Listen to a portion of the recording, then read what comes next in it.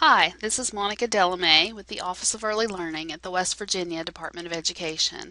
Today I have a tutorial for county users, particularly pre-K county coordinators who work with the user file in the Pre-K Child Assessment System data reporting platform.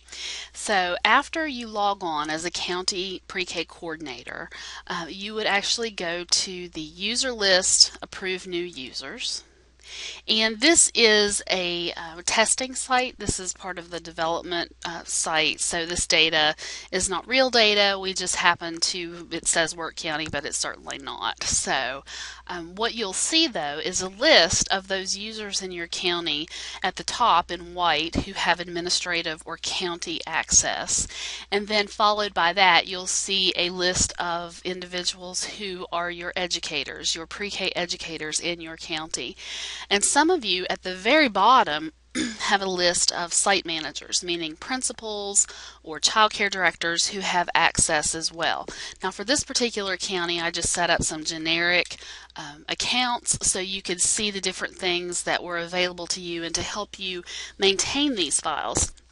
Now in years past, I have asked county pre-K coordinators to email changes to me when you get new teachers, when other teachers retire, and different things like that. However, many of you have started, and it's wonderful and proactive that you've started actually going in and editing the information yourself.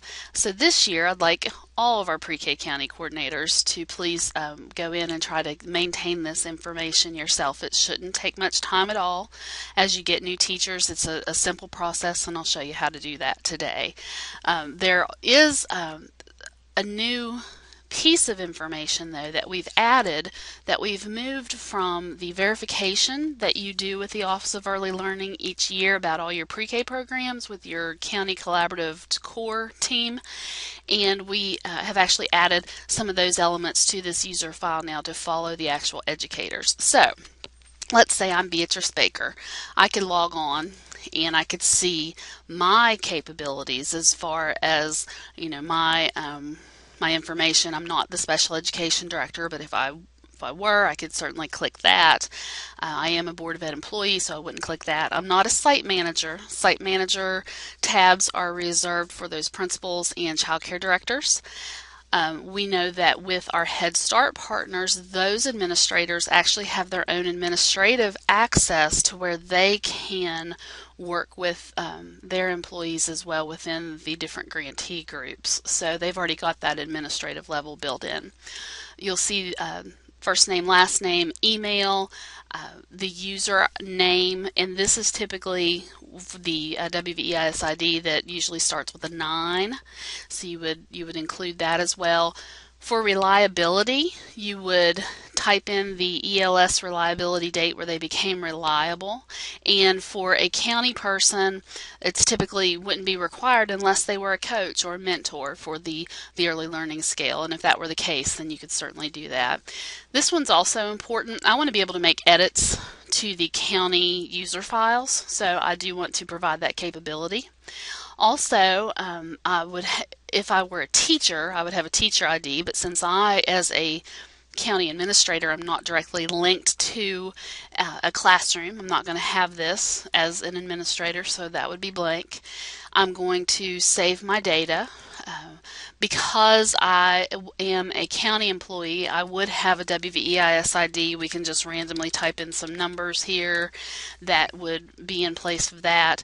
If I wanted to, though, I could always log in with my email and with this password, which is randomly assigned, but you may choose to make something that you would be able to remember that would be personal to you. Of course, you're free to do that. So after that, you're going to save your data. And then you could even sign on as yourself through this way if you wanted to. However, we know that you're already signed in as yourself. Now here's where you would maintain your educators. This is really where you're going to spend your time. Now some of our counties, most of our counties have a very long list of educators. It has all of the the lead educators in our universal pre-K classrooms. It also has those lead educators in any of the 3-year-old Head Start classrooms within your county and any home-based Head Start programs within your county as well, that we would ask you to collaborate with your Head Start grantee and work with them about getting that information in there. But let's say that this teacher, for example, maybe Annie moved to a different county. You can certainly edit and you can see what's available for Anne, but if we wanted to go back, we could delete her if we needed to. So we could do that. It asks you again, delete this record, do not delete. So we're going to go ahead and delete her because she moved out of district. We don't need her anymore. I would ask you to please go through your list and do that at this point. The next thing would be to please go through each of your users and verify a few things. One, at which site are they serving during the upcoming school year? And for this particular county, it's a smaller county within our development site, so there is really one school that you could choose from. Most counties would have a very big list that you would choose from. Where are they serving?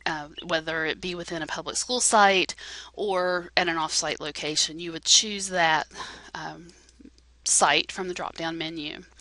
This teacher is a public school employee. This teacher does not work in a collaborative program.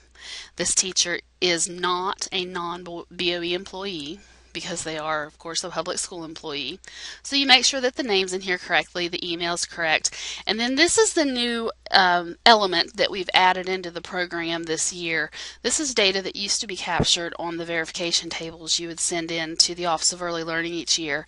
Now we're asking for employer, for date of hire, which you would ensure was typed in correctly, and then certification, and there are 5 different things that you can choose from.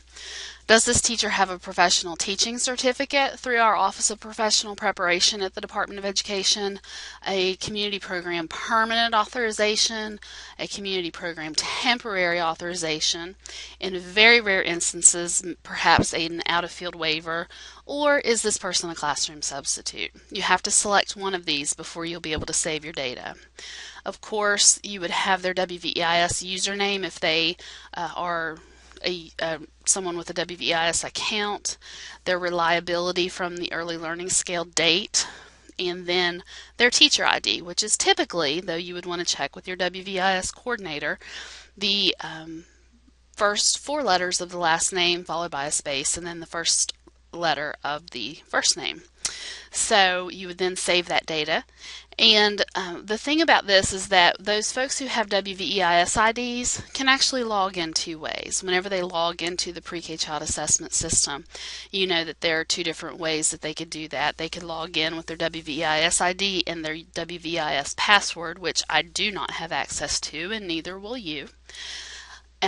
Or they can log in with their email right here, followed by this password, which you can change based on what they want it to be. They can also change it, or you can leave it like that and let them know what that is. So you'll save your data, go back, and now we have the information in here applicable for Danny.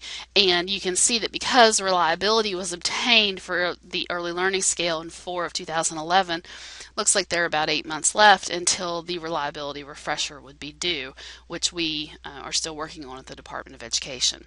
So please go through all of your users and add this additional information about the certification, the date of hire, and the employer, and also go through as well and clean up any of the educators who are no longer serving in your pre-K program. Also, you have the capability to change a name if someone gets married, anything like that in the user file. If you have questions, please always feel free to email me at mdelame@access.k12.wv.us. Thank you. Have a good day.